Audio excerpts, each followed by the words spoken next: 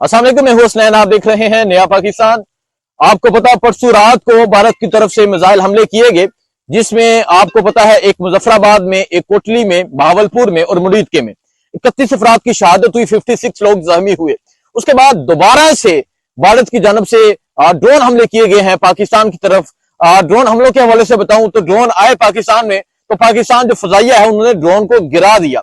अब एक ड्रोन जो है वो गिरा है लाहौर में, एक जो है वो गुजरांवाला में, एक डिंगा शहर में।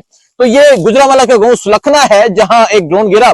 इस टाइम मैं उस जगह पर मौजूद हूं और आप देख सकते हैं शदीद बारिश है।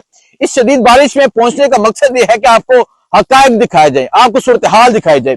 तो मैं क्योंकि ये कहा जा रहा था कि भारत की तरफ से कि अब एक और स्ट्राइक कर दी गई है, एक और हमला कर दिया गया है, तो मैंने सोचा कि जाके दिखाया जाए कि क्या हमला किया गया है। तो ये हमला किया गया है भारत की तरफ से। ये एक जो ड्रोन है वो यहां आकर गिरा है और ये वो खेत है जहां आके ड्रोन गिरा है। तो भारत की तरफ से ये पाकिस्तान की तबाही की गई है। ये हालांकि जो फसल थी ये पहले ही काटी हुई थी। ये एक जो ड्रोन है यहां से गिरा और जो मलबा था वो पाकिस्तान आर्मी के एहलकार यहां पहुंचते हैं, मलबा यहां से लेके जाते हैं। इस टाइम मैं सुलखनाबाद में मौजूद हूं और यहाँ के लोगों से बातचीत हुई। उनका ये कहना था कि जब रात को ये उनका ड्रोन गिराया गया तो शदीद आवाज थी, इतनी शदीद आवाज थी कि ये जो आवाज है पूरे गुजरांवाला में सुनाई गई। अब ये जो एरिया है, मैं इस एरिया के बारे में अगर मैं आपको बताऊं तो ये एरिया गुजरांवाला से तकरीबन 20 किलोमीटर दूर का ये एरिया है जहां पर मैं पहुंचा हूं। और जहां एक ड्रोन यहाँ है, एक डीसी कॉलोनी में, इसके अलावा एक लाहौर में। अब जो लाहौर की सूरत हाल है वो आपने देखा कि धुआं उठा, लाहौर में भी एक ड्रोन गिराया गया। लाहौर में जो जल्लू पार्क जहां पाकिस्तान आर्मी का कैंप था उसे टारगेट किया गया था, लेकिन उससे पहले ही गिरा दिया गया।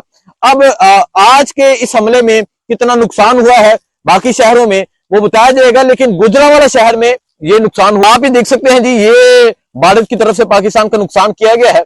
और यहाँ 25 किलोमीटर दूर गुजरांवाला से यहाँ आने का मकसद ये था, इस्लामाबाद से आने का मकसद ये था कि मैं आपको सूरत हाल दिखाऊं। सूरत हाल ये है कि भारत की तरफ से अटैक किए जा रहे हैं, भारत की तरफ से कार्रवाइयां की जा रही हैं।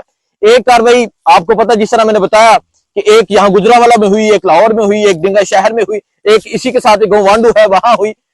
लेकिन पाकिस्तान क्या जवाब देता है? पाकिस्तान की तरफ से कहा गया कि 8 जो है वो टारगेट है, 8 जगह को टारगेट किया गया है, 8 जगह उनकी टारगेट है।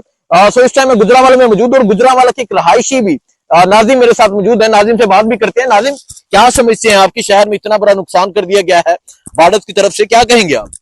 हमले के हवाले से बताएं, कितनी आवाज थी? क्योंकि कहा जा रहा है कि बड़ी शदीद आवाज थी, गुजरांवाला में आवाज सुनाई गई। और जब रात को सुबह के टाइम जब ये स्ट्राइक की गई, सुबह के टाइम जब ड्रोन गिराया गया, तो क्या हमले के हवाले से बता दें? हमले के हवाले से मैं ये बताना चाहता हूँ, आप देख सकते हैं कि ये ना गुजरांवाला वादी से तकरीबन 25 किलोमीटर दूर है। तो ऐसे गुजरांवाला वादी में ऐसा महसूस हो रहा था कि जैसे ये हमारे घर के ऊपर या गली में ये गिरा है। इतनी इसकी शदीद आवाज थी। और यहाँ के जो लोग हैं देहात के, हम पूछ के आए, वो बता रहे थे कि इस तरह को जैसे ये हमारे घर के ऊपर गिरा है। लेकिन ये आप देख सकते हैं यहाँ से तकरीबन पसरूर जो इंडिया बॉर्डर है वो 200-300 किलोमीटर दूर है, बिल्कुल नजदीक कैंट एरिया है। मेरे अंदाजे के मुताबिक वो कैंट एरिया को टारगेट कर रहे थे। लेकिन ये हमारी जो कौमी सलामती है उस पे उसको सोचना चाहिए कि उस पे एक सवालिया निशान है कि इतनी दूर से ड्रोन आता है बिल्कुल कैंट के करीब। और ये अगर ना हमारा डिफेंस एरिया इतना मजबूत होता तो ये तो कैंट को टारगेट कर रहे थे। हमें सोचना चाहिए इस चीज को। तो दिखा रहे हैं जी गुजरांवाला में जो ड्रोन अटैक हुआ, बाकी लाहौर भी दिखाएंगे। नाजिम साहब, क्या समझते हैं, इतने शदीद हमले किए जा रहे हैं भारत की तरफ से, एक पाकिस्तानी होने के नाते आपका क्या रिस्पांस है? क्योंकि तहरीक इंसाफ के जो वर्कर्स हैं वो इमरान खान की रिहाई का भी मुतालबा करें, तो क्या कहेंगे आप? सानू एक मजबूत लीडर की जरूरत है। वो लीडर मजबूत साडा किहड़ा वे, इहदा पाकिस्तान दा मजबूत तरीके नाल दिफा कर सकदा इमरान खान है। ये फार्म 47 दी हुकूमत है, ये तो मोदी दा जिक्र तक नहीं करन दे। वो मोदी बार बार पाकिस्तान के ऊपर अटैक करन दे आवे। ये सिर्फ अपना हम ऐसे कर देंगे वैसे कर देंगे। इनका वजीर दिफा देखें, फार्म 47 की पैदावार, वजीर आजम देखें, फार्म 47 की पैदावार, वजीर खारजा देखें, फार्म 47 की पैदावार। जो चोर रास्ते आए हैं इन्होंने करना क्या, इन्होंने क्या करना है? बिल्कुल जी, ये एक वैलिड जवाब है कि इन्होंने क्या जवाब देना है जो अभी तक मोदी का नाम नहीं ले सके। कल इमरान से बात हुई, उन्होंने भी ये कहा कि ये कैसा जवाब देंगे, ये मोदी का नाम नहीं ले सकते, ये मोदी को आम बेचते हैं, साड़ियां मंगवाते हैं। तो ये जवाब देने की सलाहियत रखते ही नहीं।